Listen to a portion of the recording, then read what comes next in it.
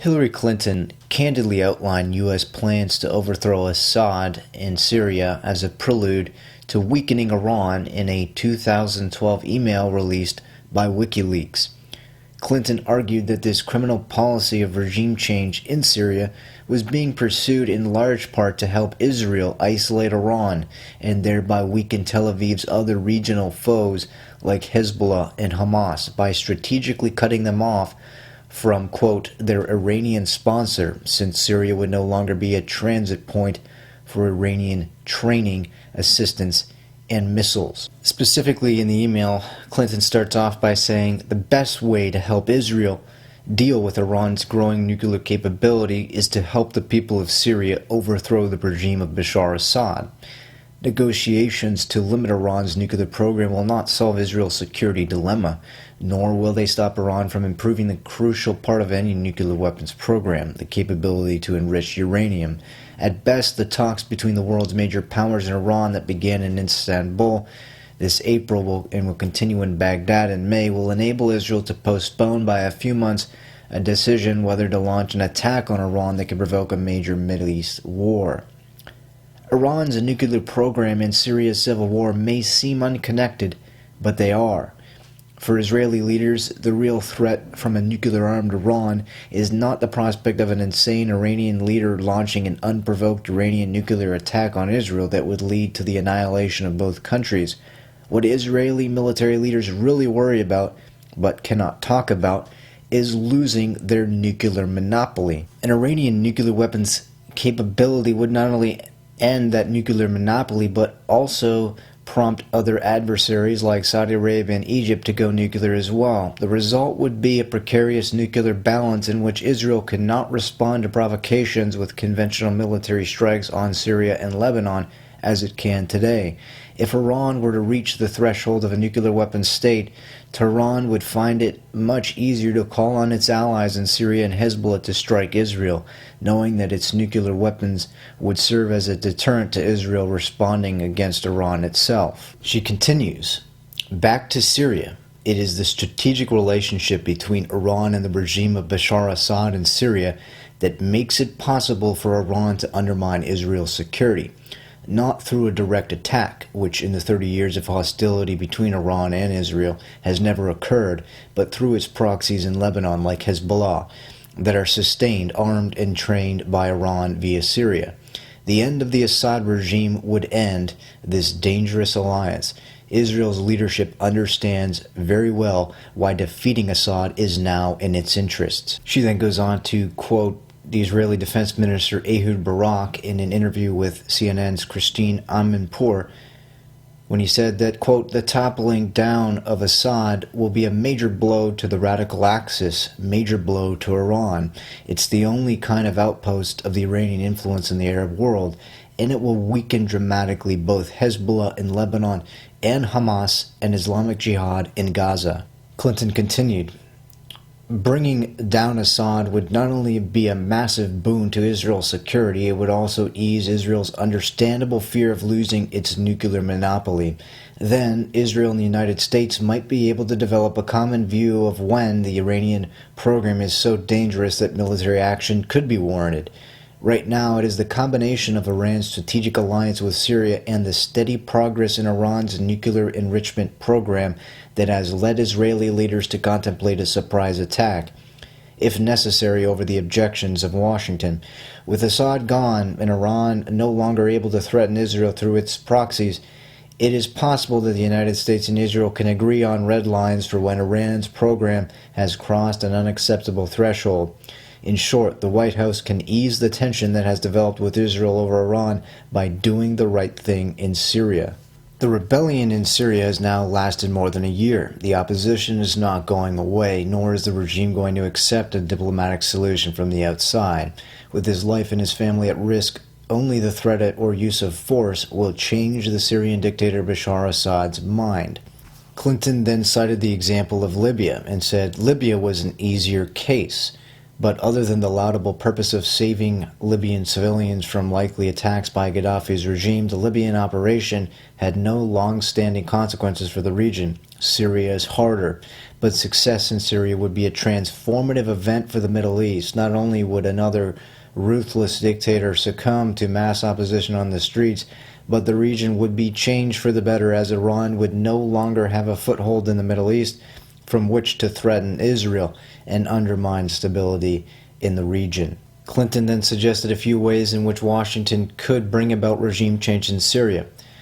She said that, quote, Washington should start by expressing its willingness to work with regional allies like Turkey, Saudi Arabia, and Qatar to organize, train, and arm Syrian rebels. The announcement of such a decision would, by itself, likely cause substantial defections from the Syrian military. Then, using territory in Turkey and possibly Jordan, U.S. diplomats and Pentagon officials can start strengthening the opposition. It will take time, but the rebellion is going to go on for a long time, with or without U.S. involvement. The second step, Clinton said, is to, quote, develop international support for a coalition air operation. She said, arming the Syrian rebels and using Western air power to ground Syrian helicopters and airplanes is a low-cost, high-payoff approach.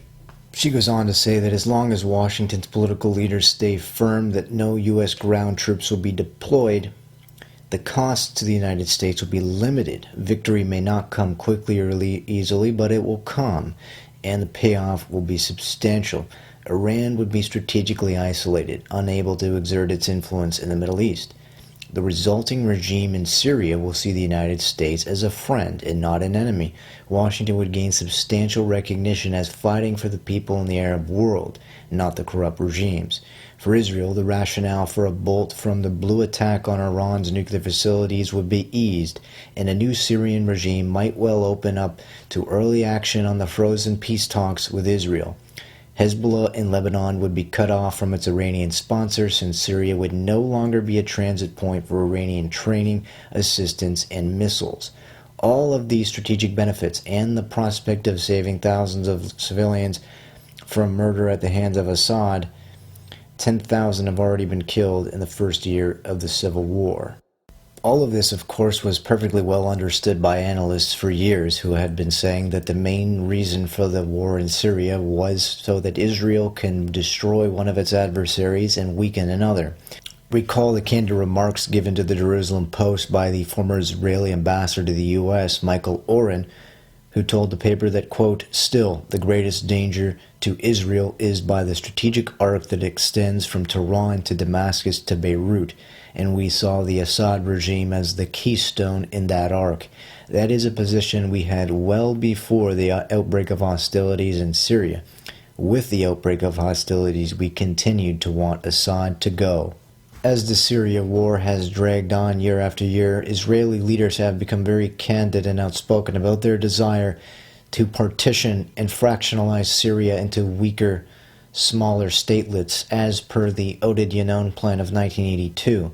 A recent report in Reuters, titled Israel Pessimistic on Syria Ceasefire Talks Up Sectarian Partition, reported that, quote, Israel voiced doubt on Sunday what an international ceasefire plan for Syria would succeed, suggesting a sectarian partition of the country was inevitable and perhaps preferable.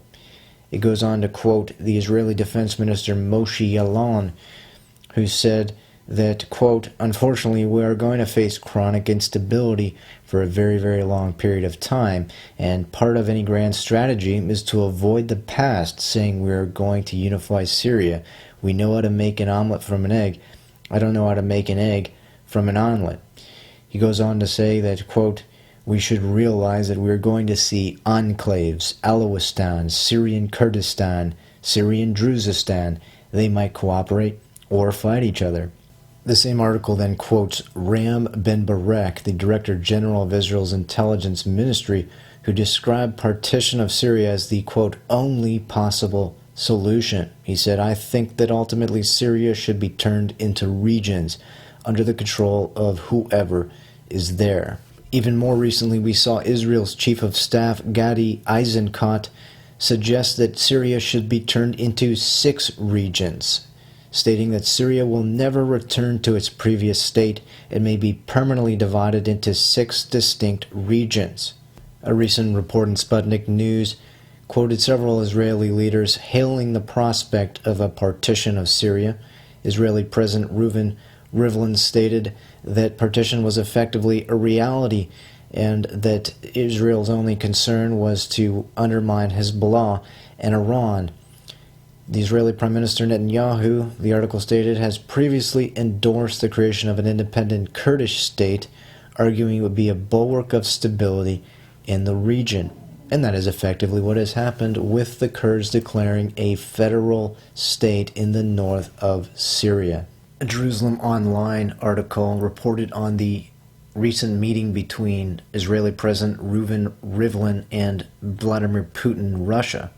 It stated that Rivlin met with Putin in Moscow and presented him with policies that the Israeli security forces and government approved, the most important being that Israel will not tolerate Iran and Hezbollah establishing a foothold on Israel's border in the Golan Heights. This is a red line, said Rivlin.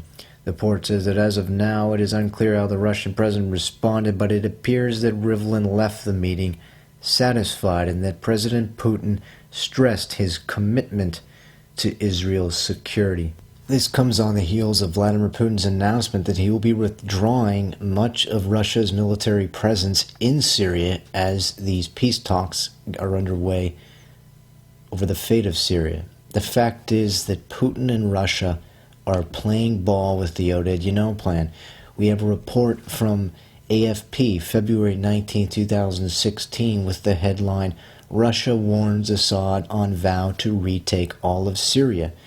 The article states that Russia's envoy to the UN on Friday warned long-term ally President Bashar al-Assad over his vow to retake all of Syria, saying that he faced dire consequences if he did not comply with Moscow over the peace process. And what is this peace process? Well, it will result in what the Israelis want it to result in. That is a divided, balkanized Syria with Assad simply having a small little enclave, as it said in the Oded Yanon strategy paper from 1982. And that is what Vladimir Putin is willing to make a concession on. He is willing to bolster Assad in his little enclave, but not to allow him to retake the entire country, because that's not what Israel wants. We have to recognize that back in 2014, Vladimir Putin came out and said that he supported Israel's bombardment of Gaza. He is a supporter of Israel, not an enemy of Israel. He also stated that Israel is a special state to Russia because of the fact that so many Russians are citizens of Israel. December 2013 report in the Arutz Shiva Israeli publication disclosed a secret security pact between Russia and Israel. One of the stipulations of the pact was that Russia would not go along with efforts to disarm Israel of nuclear weapons. Quote, Russia will block efforts to convene the nuclear arms conference, Putin allegedly promised to Netanyahu. The article states that Putin even made it clear to Netanyahu that Russia will not do anything to harm Israel. He added that despite the close relationship between Israel and the U.S., Russia would nonetheless stand by Israel's side and offer her aid in the event of a conflict against it. So Putin not only says that Israel is a special state to Russia, but he supports their bombing campaigns in Gaza, which kill thousands of Palestinians, and he's also committed to upholding Israel's nuclear weapons monopoly in the Middle East. He helped disarm Syria of its chemical weapons in 2013, which was a major strategic victory for Israel. In addition to his collaboration with Israel, Putin stepped up efforts to stamp out anti-Semitism and Holocaust denial, passing a Holocaust denial law in Russia in 2014 at the behest of the rabbinical leadership headed by the Chabad Lubavitch rabbi Beryl Lazar, who is a personal friend of Putin. He also just instituted a law banning anti-Semitic biblical commentary, which saw one man recently charged with saying that the Bible is a book of Jewish fairy tales. Уважаемые друзья, Все, что я здесь увидел, и то, что сейчас услышал, производит на меня очень сильное эмоциональное впечатление. Укрепляет чувство глубокого уважения к евреям, к еврейскому народу, к народу Израиля.